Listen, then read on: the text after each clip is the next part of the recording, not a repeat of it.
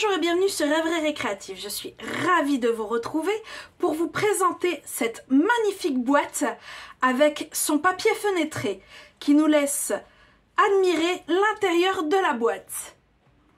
Alors la boîte se présente comme ceci. Et pour l'ouvrir, il suffit de tirer sur le nœud. Voilà. Et de l'ouvrir ici.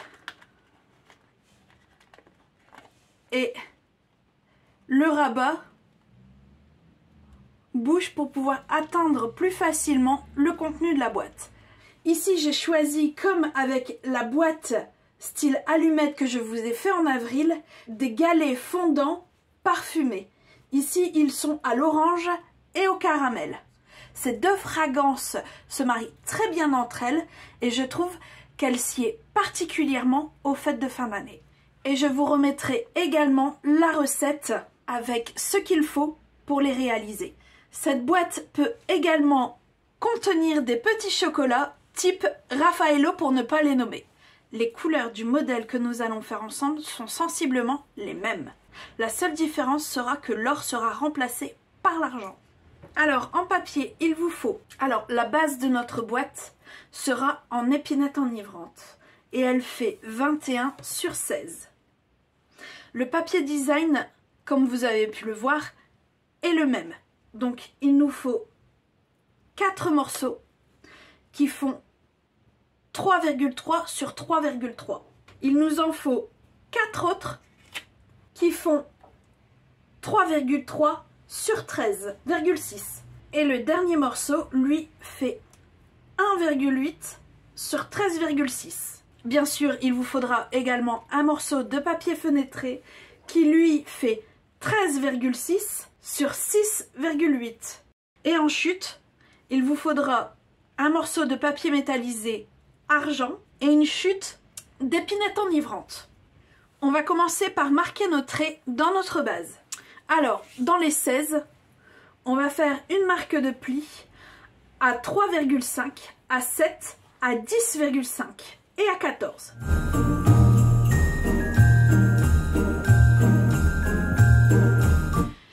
Et dans nos 21, il faut faire une marque à 3,5 et à 17,5. Et on va passer à la coupe.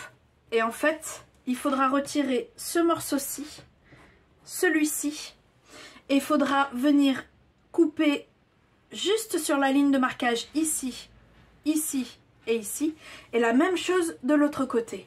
Puisqu'il faut être précis, moi je vais passer au cutter. Je suis beaucoup plus précise au cutter qu'au ciseau. Après ça, c'est au choix de chacun.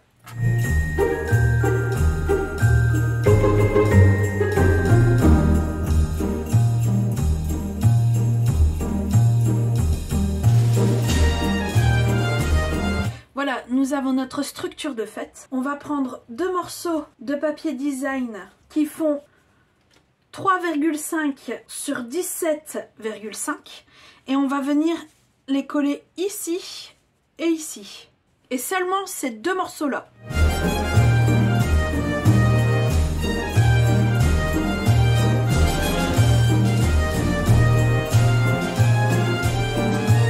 À cette étape-ci, nous allons créer l'ouverture où viendra prendre place derrière le papier fenêtré.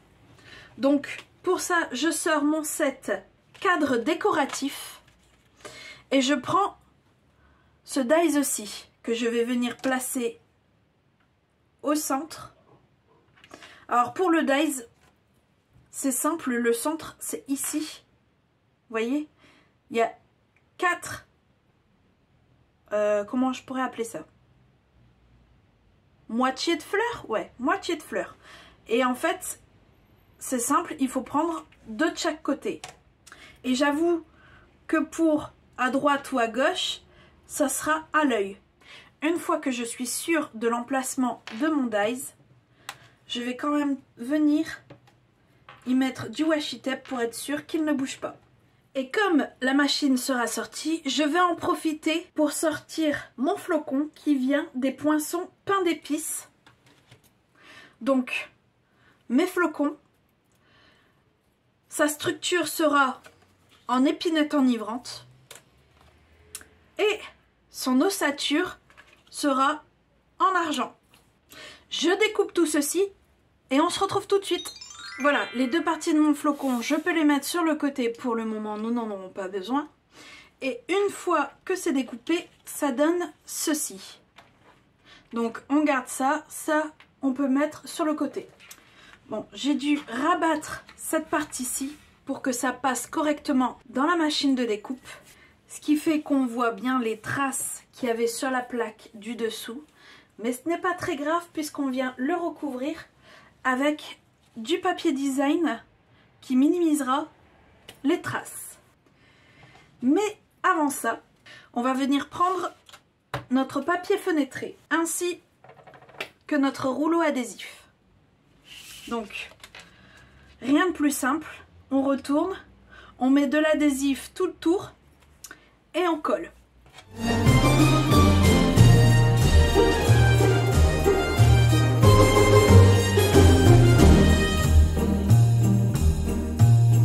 Alors, comme vous avez pu le remarquer, ici on a moins de place qu'en haut et en bas.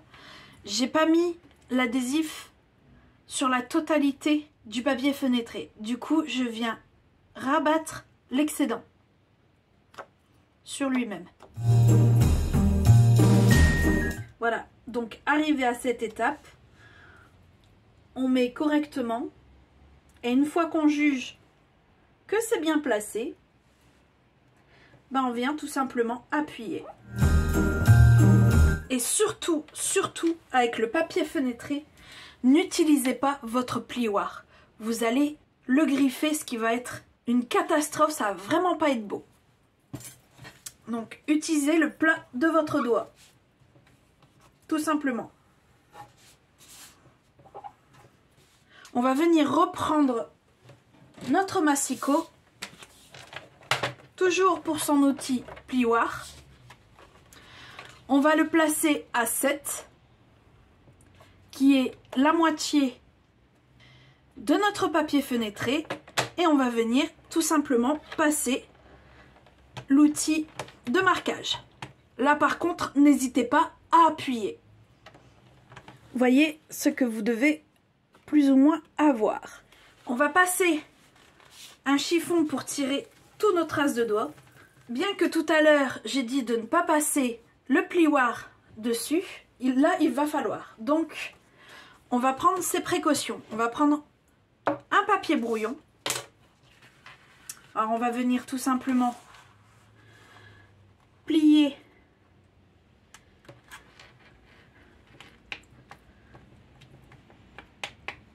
comme ceci au début.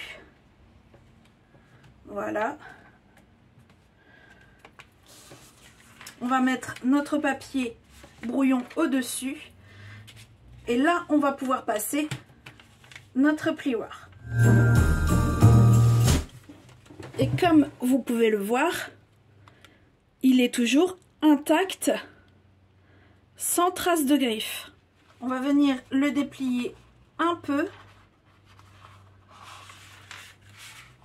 Et là, c'est l'étape où on va venir poser le reste de nos papiers design.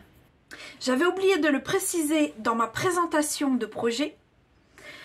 Vous aurez bien sûr reconnu le papier design qui vient de la série Les Plus Belles Fêtes.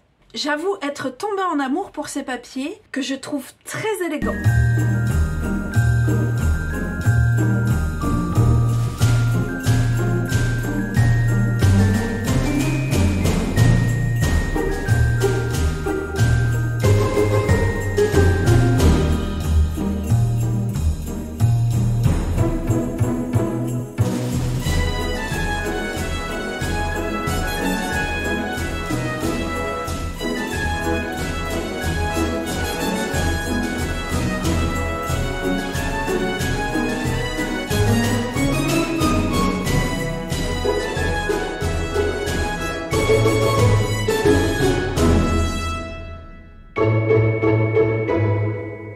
Alors voilà, comme vous avez pu le voir, j'ai fait une énorme bêtise en collant tous mes carrés du même côté alors qu'il fallait simplement les coller aux extrémités. Si une telle chose vous arrive, utilisez la spatule en passant délicatement en dessous du papier design pour l'enlever. Bon, comme vous voyez, le papier n'est vraiment pas beau, mais c'est pas grave puisque celui-ci va être collé en dessous de celui-ci, donc on ne verra rien. Comme là, on ne voit pas qu'ils ont été collés ailleurs. Donc, on va pouvoir venir marquer les plis. Celui-ci va être collé au-dessus de son voisin et le dernier va être collé au-dessus de son voisin, ce qui va vous donner ceci normalement à la fin. Et vous faites la même chose de l'autre côté.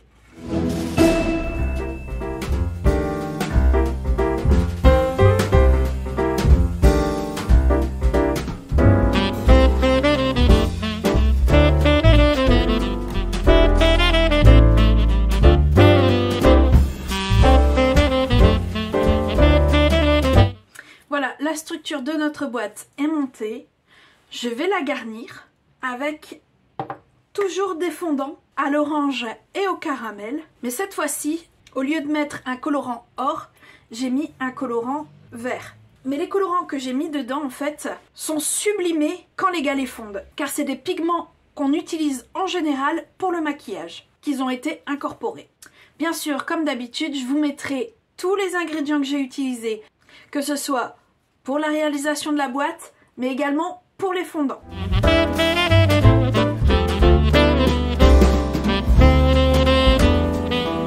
Mes fondants sont à l'intérieur. Je vais rabattre lui et ceux du haut, les carrés du haut, je vais les écarter pour qu'ils viennent par-dessus.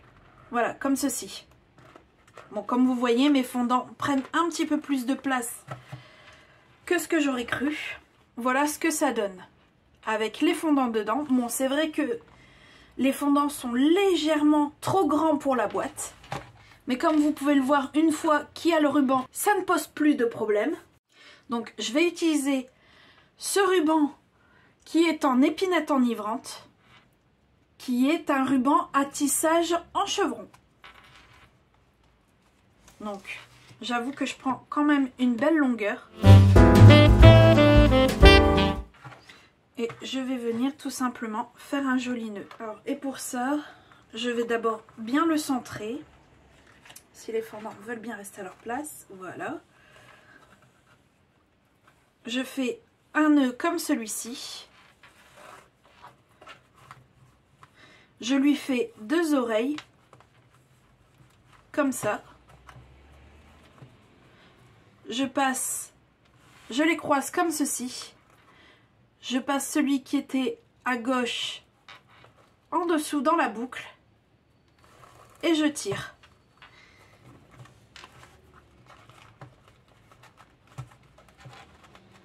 Voilà. Alors je ramène un peu au devant, pas trop au bord, voilà.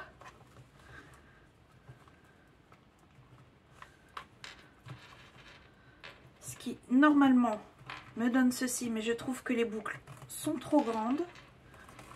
Donc je vais légèrement tirer dessus, comme ceci. Et je vais venir raboter légèrement. Donc il nous reste à faire notre étoile.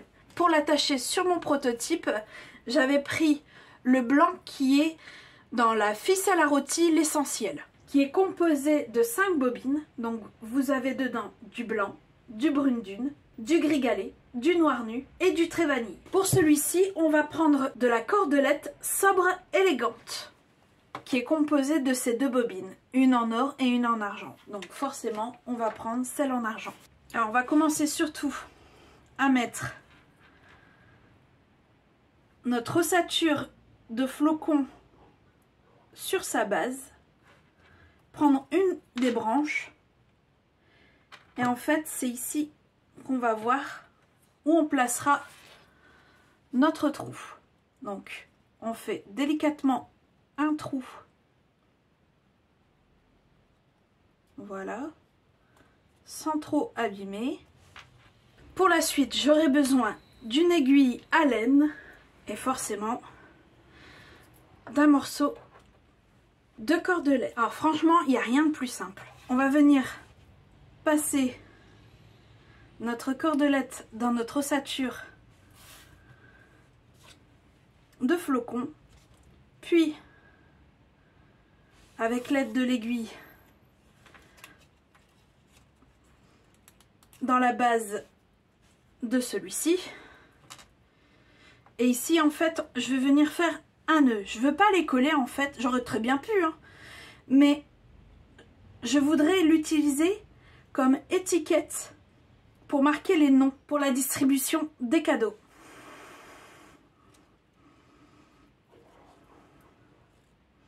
Donc je vais faire un premier nœud. Voilà, et je vais même en faire un deuxième pour être sûr qu'il ne bouge pas. Et le deuxième, je vais pouvoir serrer comme je veux. Voilà. Et normalement, lui, il bouge encore. Donc juste derrière, on va pouvoir venir écrire le nom du destinataire. Si je ne me trompe pas, oui, c'est lui. Je vais prendre celui qui est à droite, le passer dans l'aiguille, et celui-là, je vais le passer dans notre beau ruban. Voilà, comme ceci, et je viens tout simplement faire un nœud comme celui-ci.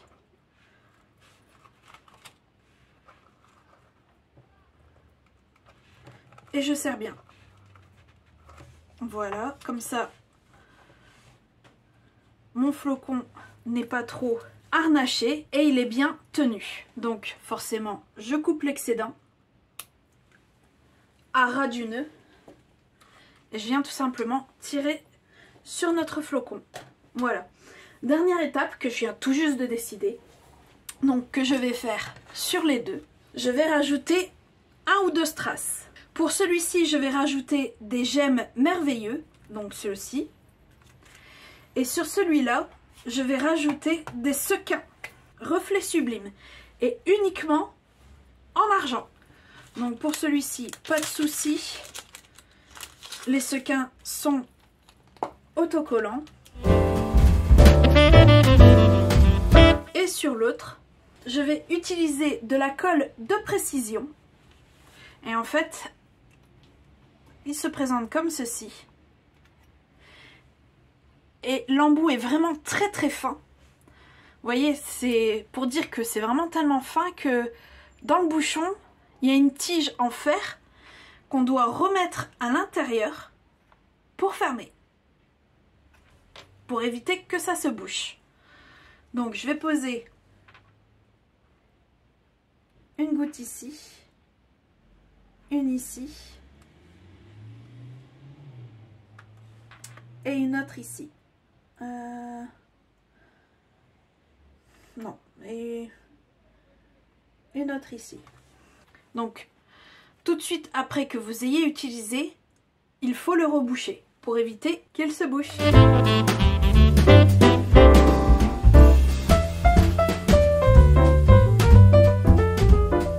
Avec cette dernière étape, notre boîte à gourmandises est finie. Je trouve cette boîte mais complètement sublime. Et franchement, les deux modèles me plaisent énormément. Et vous, avez-vous une préférence? Dites-moi tout en commentaire. Dans tous les cas, j'espère que ce tuto vous aura plu. Si c'est le cas, n'hésitez pas, mettez un petit pouce bleu et on se retrouve très vite pour de nouvelles Odyssées Scrap. Bye!